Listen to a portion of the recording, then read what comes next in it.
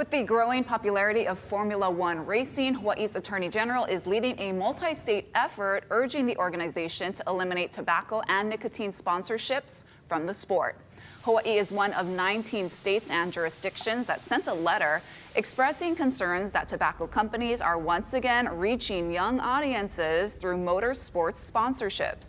The letter specifically cites advertisements for nicotine pouches. The AG's office says the 1998 Tobacco Master Settlement Agreement restricts tobacco advertising practices that target youth.